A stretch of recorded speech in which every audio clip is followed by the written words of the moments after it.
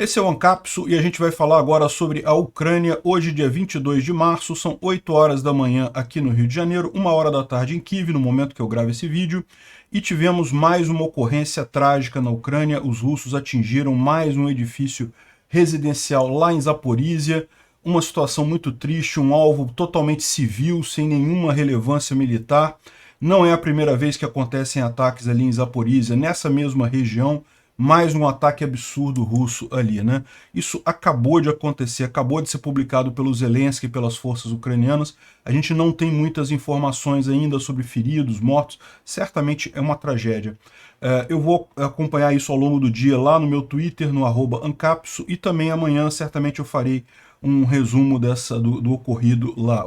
Mas aconteceu agora há pouco isso, né? Na noite de ontem também, os russos fizeram mais um ataque com drones e mísseis, e principalmente em Odessa e Kiev, né? Os drones acabaram sendo a maior parte deles derrubados, e os que atingiram o alvo não fizeram nenhum estrago significativo, mas os mísseis que foram lançados aqui em Odessa foram 4 Ha-59, que acabaram, dois deles foram derrubados pela defesa antiaérea, mas os dois que atingiram também um dormitório num monastério que tem na região de Odessa, lá da igreja ortodoxa ucraniana. Então, mais uma tragédia que aconteceu na noite de ontem. Tem pessoas feridas, a gente não tem também ainda a finalização do número de feridos e mortos nesse ataque também, né? Ao contrário dos russos, que estão atingindo prédios civis indefesos, os ucranianos fizeram um ataque com drones ontem também, um ataque muito forte que deve ter causado muita dor aos russos aqui no porto de Sevastopol. Ataque militar a alvo militar. O porto de Sevastopol é um porto militar russo, né? Foram usados drones marítimos e também drones aéreos numa ação coordenada lá. Os russos dizem que não afetou nada, que não destruiu nada, que não causou nenhum dano. Eles sempre falam isso, mas tem vídeos também mostrando a destruição e mostrando o barulho da explosão lá, né?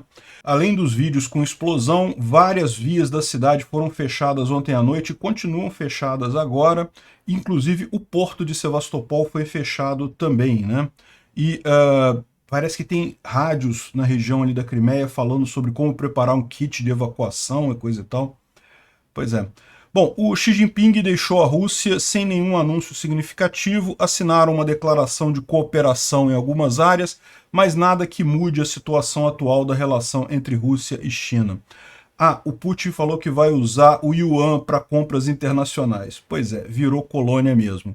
Vamos falar sobre esses e outros assuntos em detalhes. Essas notícias foram sugeridas por Éder Sena, Fala Meu Nome de Sunguinha e várias outras pessoas. Obrigado aí ao pessoal que sugeriu as notícias, obrigado a você que está assistindo o nosso vídeo. Se você gosta do nosso conteúdo, por favor, deixa o seu like, se inscreva aqui no canal, né? Pois bem, muito triste a imagem aqui, olha só a explosão, um momento exato da explosão num prédio aqui em Zaporísia.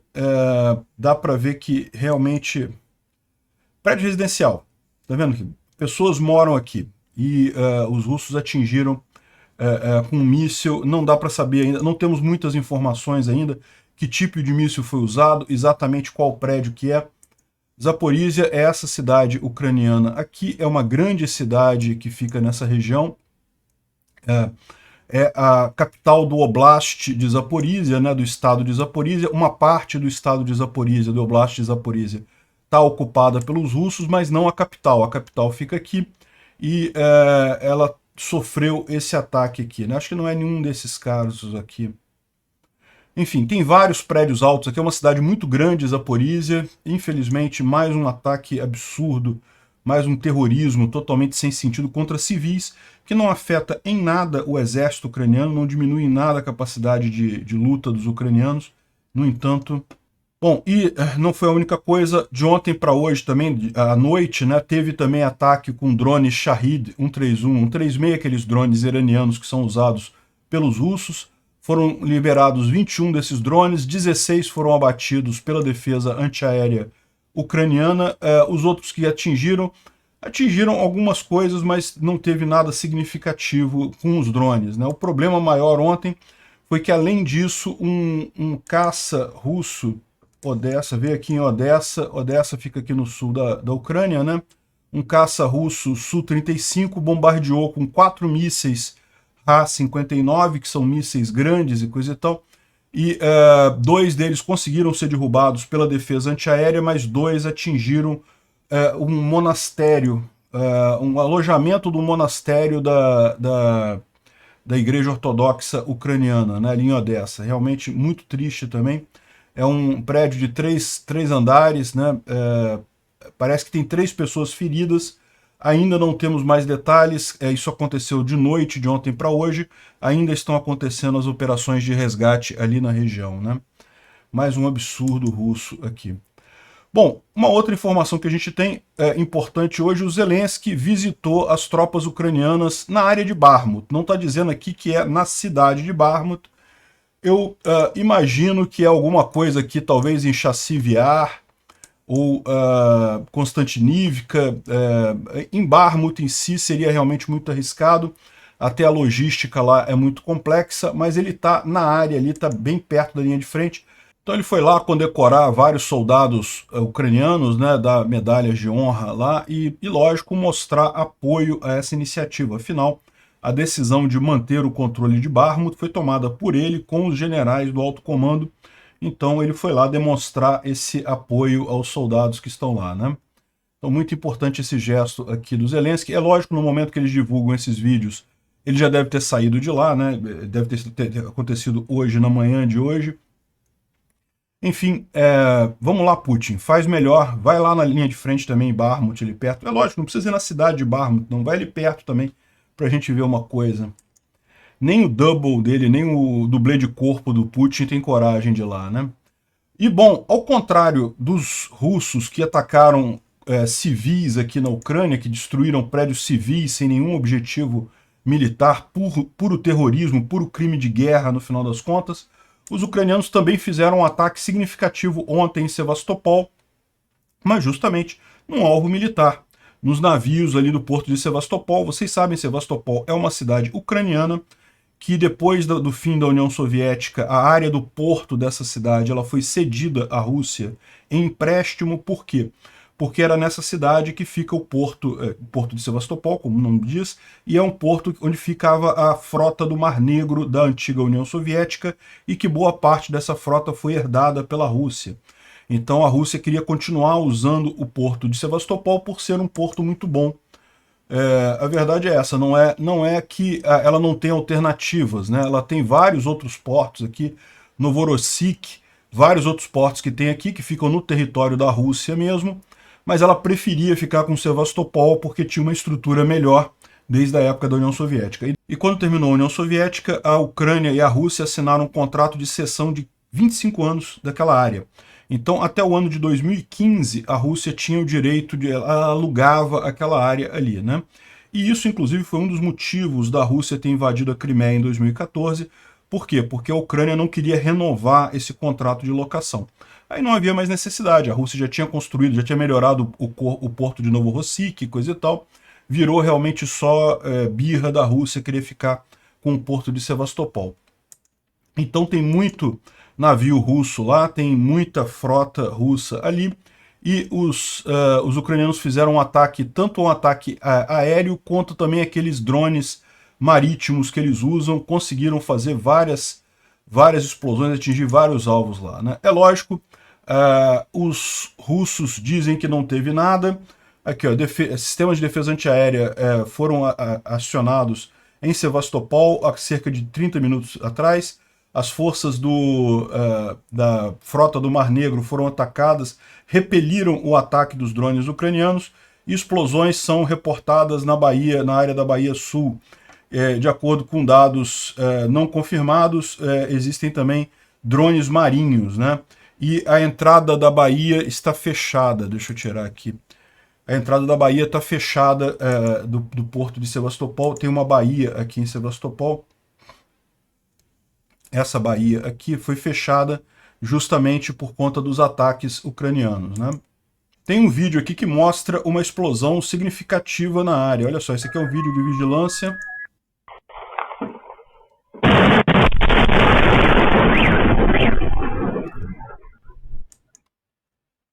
A defesa antiaérea pode ter resolvido alguma coisa, pode ter abatido algum drone, mas teve alguns que acertaram o alvo, pelo visto, né?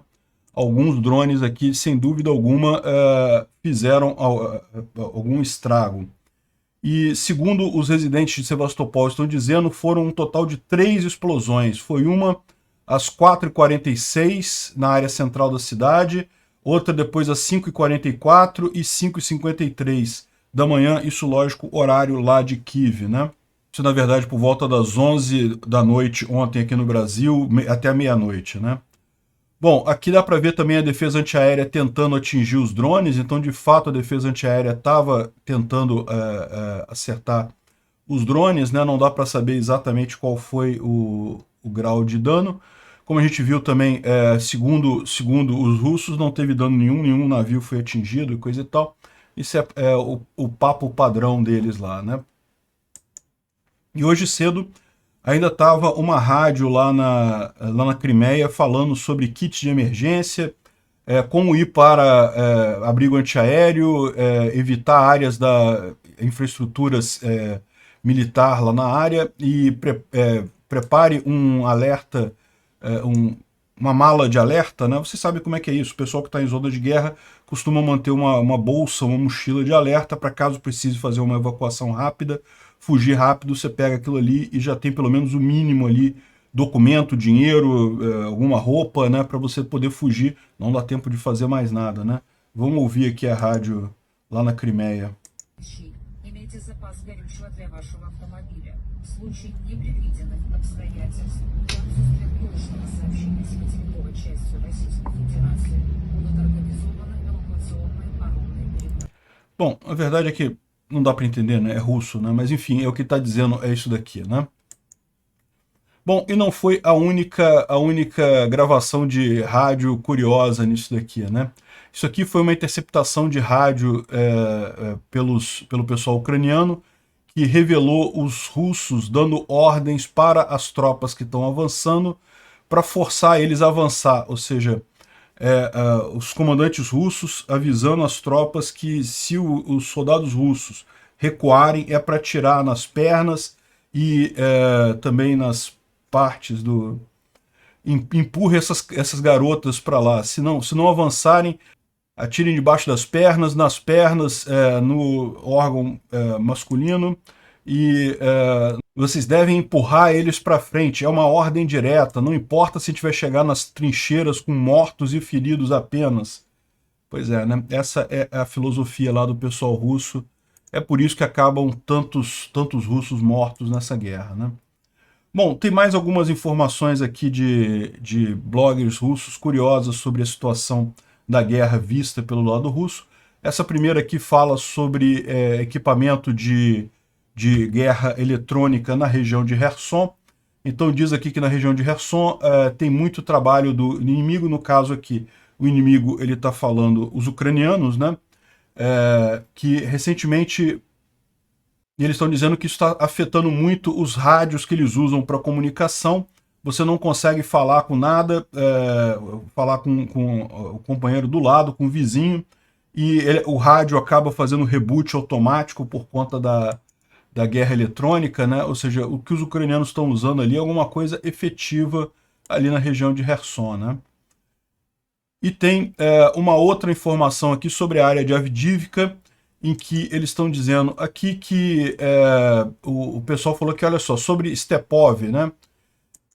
Lembra, em Avdiivka, a gente está falando que os russos conseguiram, de fato, avançar aqui, é uma situação preocupante, e estariam já em Stepov. Stepov é essa cidadezinha aqui, esse vilarejo aqui, e o que é significativo disso daqui é porque para eles estarem em Stepov, eles teriam que ter atravessado já essa linha de trem aqui, que é um obstáculo formidável. A gente sabe que em Krasnohorivka também tem russos aqui, né? Os ucranianos dizem que estão lutando em Krasnohorivka, também tem ucraniano aqui em Krasnohorivka. Mas a informação que saiu nos últimos dias é que os russos teriam chegado a Stepov. Mas aqui o que está falando o Voenkor, que é justamente um blogger militar russo, é que não, Stepov está sendo controlada pelas forças da Ucrânia. No dia anterior teve informação na mídia, né, sobre a transferência de Stepov para o controle das Forças Armadas Russas, e a fonte dessa informação foi uma reportagem, ou um reporte da inteligência britânica, e eu não sei de onde é que o pessoal tirou essa informação, não tá correto isso. Nós estamos chegando lá, estamos avançando, mas não estamos em Stepov, né? Aqui também o Andreu Perpítua traz a mesma informação, segundo eles, inclusive nem chegar na linha de trem eles chegaram ainda. Stepov está aqui, eles estão em Krasnohorivka, mas os ucranianos ainda têm essa elevação aqui embaixo. Essa elevação aqui é uma pilha de dejeitos industriais que tem nessa região. De qualquer forma, é uma posição forte do ponto de vista defensivo, então os russos não estão conseguindo avançar aqui em direção à linha de trem. Então nem a linha de trem eles chegaram ainda no final das contas, né? Ou seja, as visões que a gente tinha meio preocupantes do avanço ali em Avdiivka, não deixa de ser preocupante o fato de eles terem tomado Krasnohorivka, né? Mas não são tão preocupantes quanto as pessoas estavam vendo antes. Era provavelmente resultado de desinformação ou assodamento de alguém dar notícia ali, né? Outra informação aqui é que os ucranianos teriam avançado aqui nas florestas a oeste de Kreminá, né? A gente sabe que tá uma briga grande aqui, de vez em quando os ucranianos avançam, os russos repelem e coisa e tal.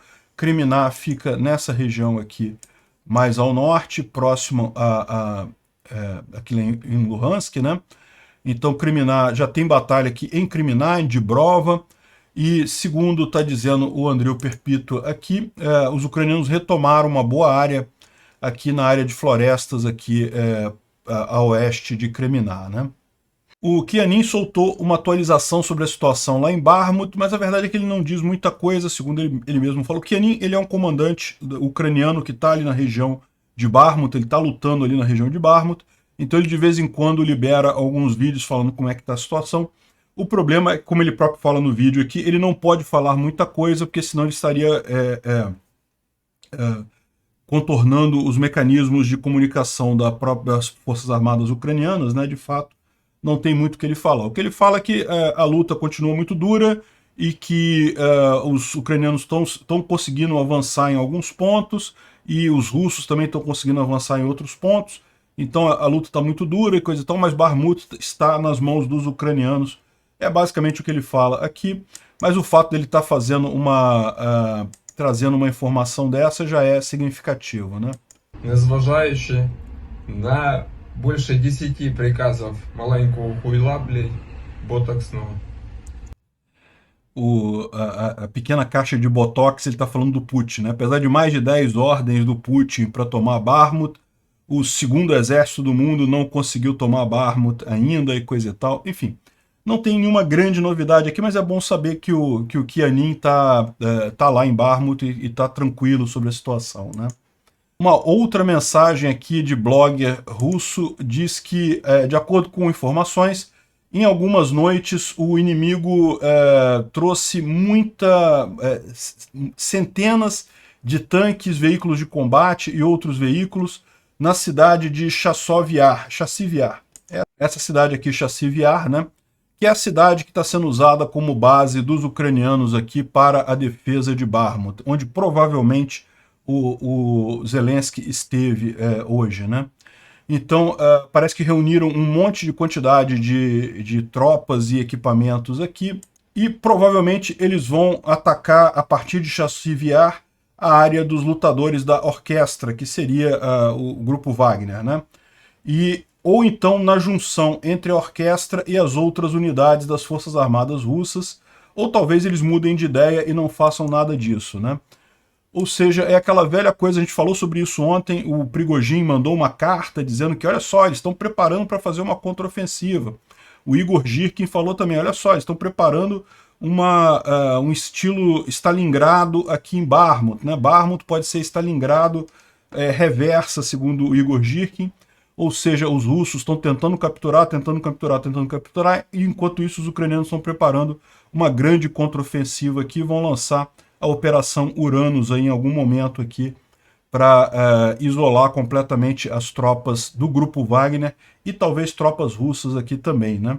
E, bom, a gente tem também um depoimento aqui de um soldado ucraniano que está ali na região de Bakhmut, falou isso ontem, dia 21 de março, Então ele gravou isso no TikTok aqui, dizendo que... Eu não vou tocar aqui porque ele está falando em ucraniano, a gente não vai entender de qualquer forma, mas basicamente o que ele falou, segundo tá a descrição do pessoal, é que os ucranianos limparam a floresta ao sul de Bakhmut.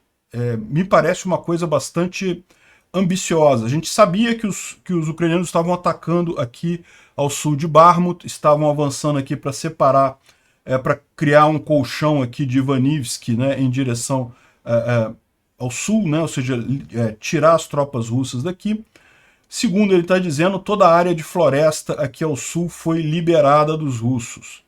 Vamos ver, né? É uma coisa otimista, uma coisa bacana. Eu gosto. Se for isso, realmente é um avanço significativo para os ucranianos aqui na região. Mas vamos aguardar a confirmação, porque pode ser que ele tenha falado de alguma outra floresta aqui, alguma coisa menos ambiciosa nesse sentido, né? Bom, só para a gente fazer uma visão aqui da linha de frente completa, embora a gente já tenha falado dos pontos mais importantes, aqui no norte os russos tentaram tomar Mastutivka, uma cidadezinha aqui, sem sucesso, não conseguiram avançar por aqui. Na região de Kriminá está relativamente parado, mas como a gente viu pelo Noel, os ucranianos avançaram alguma coisa aqui. Mas, segundo diz o Defmon, foram 2 tentativas de ataque em Bilorivka e Verkhomiansk, aqui, mas também sem avanço significativo, né? Aqui em Bakhmut, nenhuma mudança significativa, embora ele aponte aqui que se você olhar o mapa de 10 dias, de 7 dias para cá, uma semana para cá, é da linha amarela para a linha vermelha, os russos avançaram um pouco aqui, ó, recuaram um pouco em alguns outros pontos, mas basicamente o grande problema continua sendo aqui a região sul, né? Bom, vamos ver se aquela informação da floresta procede, né? Realmente se a informação da floresta proceder, é um grande avanço para os ucranianos aqui nessa região, mas vamos aguardar para ter certeza disso mais adiante, né? Aqui não mudou praticamente nada no resto da linha de frente, muito pouco avanço aqui, né? Em Avdiivka também, como ele coloca aqui, os ataques a partir de Krasnohorivka não tiveram sucesso. Depois daquele avanço que houve aqui em Optine, no norte, aqui nas trincheiras ao norte, os russos não conseguiram avançar mais nada significativamente a partir de Vodiane. Então está parado aqui também em Avdiivka. A situação não é que seja boa, mas está menos crítica, né? Ele fala aqui que fez 2 correções no mapa, mas essas mudanças aqui foram referentes, na verdade, à correção do mapa, não a recuos russos efetivos que teriam acontecido aqui, né? Aqui, de novo, a linha amarela é uma semana atrás e a linha vermelha é hoje. Então teria sido um recuo russo aqui, mas na verdade, segundo ele está dizendo, é uma correção do mapa que ele fez aqui, né, nas 2 posições. Pobjeda e Marinka também, os russos tentaram avançar sem sucesso. O Instituto para Estudo da Guerra traz um alerta importante aqui. Vocês sabem, em abril, pela rotação natural do Conselho de Segurança da ONU, a Rússia assume a presidência do Conselho de Segurança da ONU.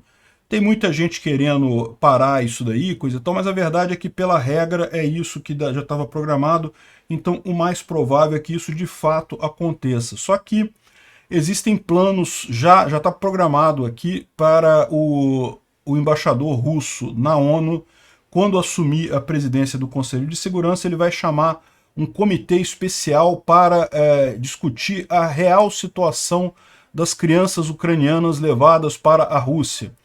Ou seja, o Nebesnia, que é o embaixador russo na ONU, né, ele disse que já tinha planejado essa reunião antes mesmo do anúncio do pedido de prisão contra o Putin pelo Tribunal Penal Internacional, né? Só que é lógico, né? Tá na cara que o que eles querem fazer aqui é tentar atacar na ONU a decisão do Tribunal Penal Internacional. Muita gente não sabe, mas essas 2 coisas são totalmente diferentes, tá? O Tribunal Penal Internacional não tem a ver diretamente com a ONU, são acordos, são tratados totalmente diferentes. Enfim, ele fala aqui também sobre a visita do Xi Jinping, não teve nenhum acordo bilateral que fosse significativo, né? É lógico, como todo encontro desse tipo, eles assinam ali uma carta de intenções e coisa e tal, mas nada significativo, né? O Putin está reclamando da questão de munição de urânio depletado. Nós vamos falar sobre isso daqui a pouquinho também. A Inglaterra prometeu enviar esse tipo de munição. É uma munição perfurante, não é nuclear, não tem nada a ver com nuclear, mas tem alguns poréns nessa história. A gente vai falar disso daqui a pouquinho. E também uma outra coisa que ele está levantando aqui, que pode ser o motivo da preocupação do Grupo Wagner, é que parece que a maior parte das forças que estão com o Grupo Wagner vai acabar o seu contrato de 6 meses nas próximas semanas. Ou seja, o Grupo Wagner ele é um grupo privado, as pessoas se associam ao Grupo Wagner voluntariamente, e quando acaba o contrato elas podem optar por ir para casa, né? E eu não duvido nada que muitas resolvam fazer isso, porque é pouco provável que esteja sendo algo razoável você agir como o Grupo Wagner está agindo ali em Bakhmut, né? Então talvez isso daqui explique também o porquê do Prigozhin tá tão preocupado, tá falando de contraofensiva ucraniana e coisa e tal, é porque ele tá vendo que as forças dele mesmo estão acabando, né? Bom, um assunto importante, o Xi Jinping foi embora de Moscou hoje, né? Acabou o encontro de 2 dias com o Putin, e a verdade é que não teve nada significativo. Eles assinaram um acordo de cooperação estratégica Rússia e China, em que basicamente se comprometeram a cooperar em aviação civil, automotiva e construção de navios, também na parte de metalurgia, mas tudo isso daqui na área civil, tá? Não na área militar. De qualquer forma, isso daqui já é uma coisa que pode ser entendida como uma violação das sanções aí, né? Vamos ver como é que isso vai ser entendido, porque a questão é que cooperar significa exatamente o quê, né? Não dá para saber. Implementar parcerias mais próximas no setor de energia, ou seja, a Rússia vender energia mais barata para a China, aumentar a cooperação na área de regulamentação de inteligência artificial, caramba, que coisa aleatória, e trabalhar contra as sanções unilaterais. Ou seja, não vou fazer nada, mudança nenhuma nisso daí em relação à situação atual, né? Na verdade, foram 2 documentos que eles assinaram. Eles assinaram esse documento de cooperação comercial e coisa e tal, e assinaram um outro documento que a Rússia promete se comprometer em avançar com o plano de paz do Xi Jinping. Ou seja, o Putin não conseguiu nada do lado dele, não conseguiu o que ele queria, que seria um apoio formal da China à Rússia, mas o Xi Jinping também não conseguiu o que ele queria, que é falar para o Putin para parar com essa guerra, porque está atrapalhando a economia mundial, né? Ficou no 0 a 0 a coisa. E segundo o general SVR, ele fala aqui que o Putin está muito mal, que ele esperava ter mais desse encontro. É lógico que isso é uma coisa meio subjetiva, como vocês sabem. Esse blogger aqui, o general SVR, ele de vez em quando acerta umas coisas, mas a gente fica sempre com o pé atrás com ele, porque também de vez em quando ele fala umas coisas que não tem como comprovar e coisa e tal. Segundo eles dizem, eles têm informantes dentro do Kremlin, mas é o tipo da coisa que não dá para saber. E, enfim, o que ele colocou aqui é que o Putin está muito chateado com o encontro, não gostou do encontro, achou que esperava mais disso daí, mais apoio da China, mas o Xi Jinping não tinha interesse nenhum em fazer apoio formal ou militar à China, né? Algumas mídias meio russetes aqui, como o Infobae, por exemplo, estão colocando aqui, olha só, 12 milhões de dólares em equipamentos, assim a China ajuda a Rússia a reabastecer-se de drones para a invasão à Ucrânia, né? Tentando dizer que, olha só, tá vendo? Conseguiu, a China tá dando dinheiro para a Rússia, para drones, aí bota uma foto aqui de um drone militar e coisa e tal. Só que aí, quando você vai ler a matéria aqui, ó, aqui embaixo fala, são os envios, são produtos da DJI, o fabricante chinês de drone, aqueles drone comercial que você compra no Alibaba, sabe? Ou compra aqui no Brasil no Mercado Livre, qualquer dessas lojas vende esse drone da DJI. E, inclusive, a DJI falou que eu não estou vendendo para a Rússia, não, é que o pessoal compra e contrabandeia para lá e coisa e tal. É aquele negócio que eu falo para vocês, né? De fato, a gente sabe que essa guerra, os drones estão tendo uma importância enorme, não só drones militares, mas mesmo esses drones civis, esses drones pequenininhos, são usados para monitoramento, para você corrigir tiro e também para lançar bomba, lançar granadas, né? Então, assim, que tem russos pegando esse tipo de coisa, tem. Mas eles colocam aqui como se fosse a China está ajudando a Rússia, e aí botam a imagem de um drone militar aqui. Não, drone militar não tem nada, acordo nenhum disso de drone militar. O que tem é um monte de russo contrabandeando DJI para a Rússia. Isso tem, infelizmente. A gente sabe, né? Sanções nunca impedem totalmente o comércio. Sempre vai ter o cara que vai enfiar um drone desse no cu e vai atravessar a fronteira, então, ou seja, não tem jeito, né? Agora, dificulta muito o comércio, né? Dificulta isso aí. E dá para ver isso até pelo porta-voz da DJI falando que não estamos mandando, não, que a gente toma todos os cuidados para não vender para a Rússia. Por quê? Medo de sanção secundária, medo dos Estados Unidos virar, então não vamos vender mais chips para DJI por conta de estarem vendendo para a Rússia, né? Então, esquece essa reportagem aqui, isso aqui é coisa de Russet, propaganda paga pelos russos. Outra coisa curiosa de você ver é como que do lado russo o pessoal fala principalmente desse acordo comercial, não, porque a Rússia assinou um acordo comercial com a China e coisa e tal, e na verdade aqui do lado chinês o que eles falam basicamente é do acordo de paz, dizendo que a Rússia aceitou tomar o acordo de paz chinês como base para uma negociação e coisa e tal, para chegar em algum acordo e encerrar a guerra. Ou seja, o que mostra que nenhum dos dois lados andou. Os chineses querem que a Rússia acabe com essa guerra. A Rússia queria apoio da China, não teve, né? Uma coisa curiosa foi que o Putin disse também que a Rússia planeja usar o yuan em energia, em acordos de energia com outros países asiáticos, africanos e latino-americanos.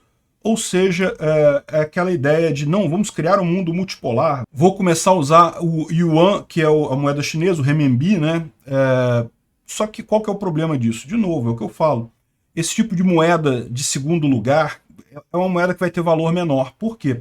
Porque é uma moeda que você não pode usar com todo mundo, vai poder usar só com a China.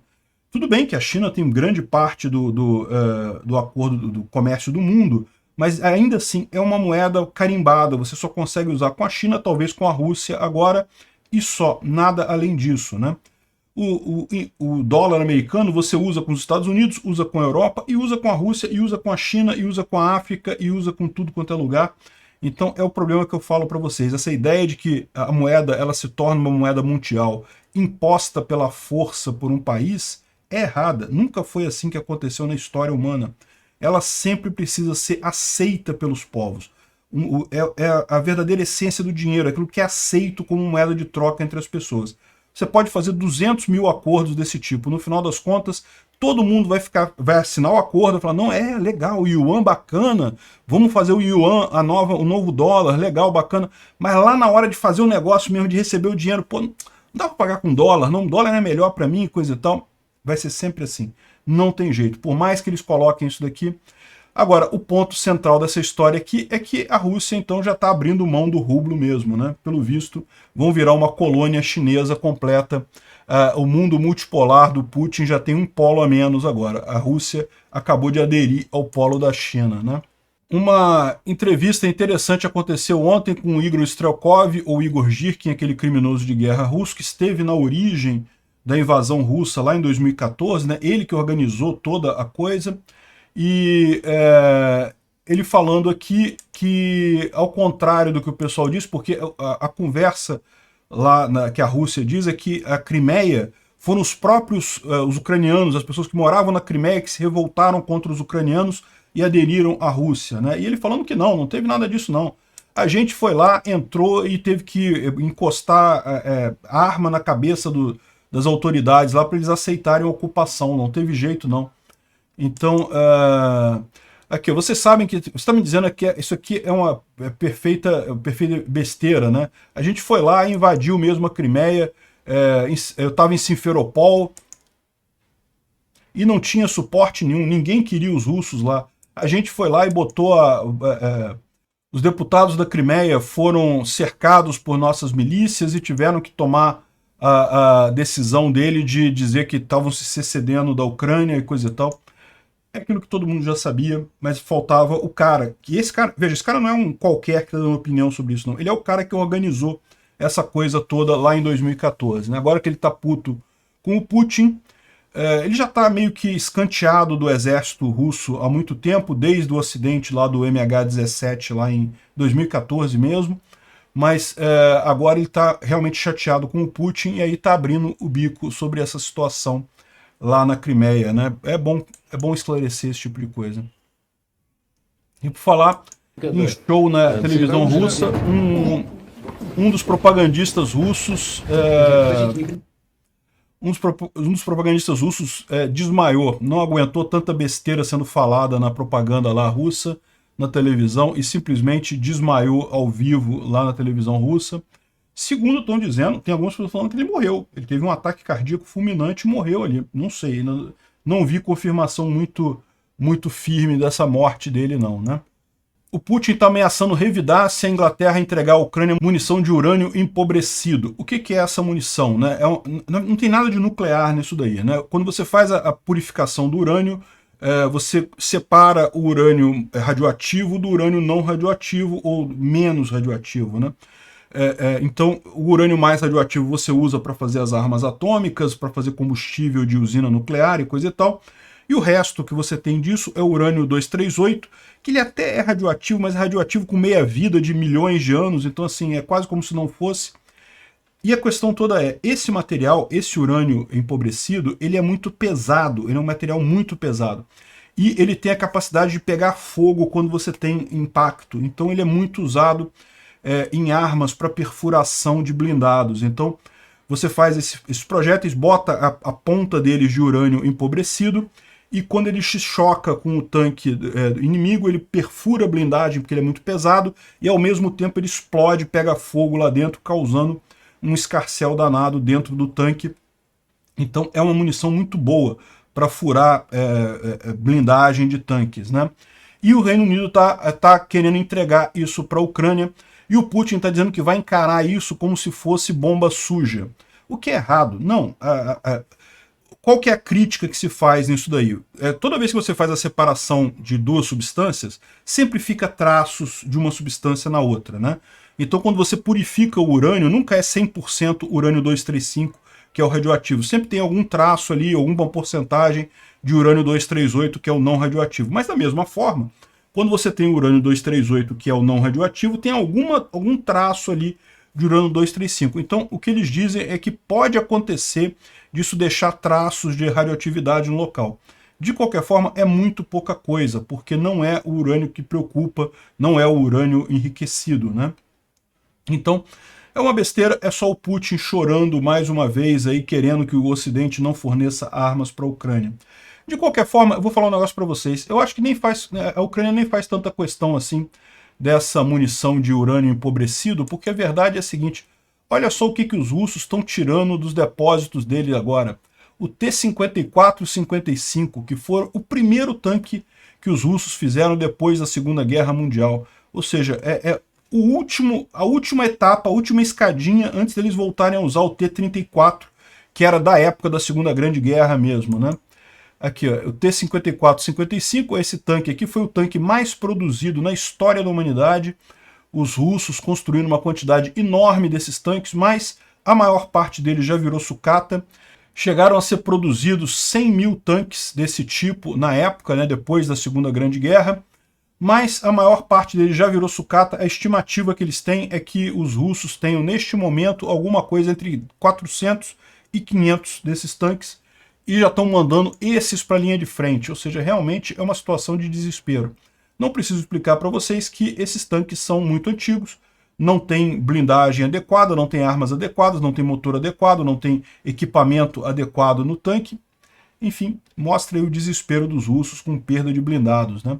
É lógico, não deixa de ser um blindado, melhor isso do que nada, mas significa que realmente estão cada vez mais raspando o fundo do tacho nessa história aqui. Para que munição de urânio empobrecido e coisa e tal para esses cacareco velho russo?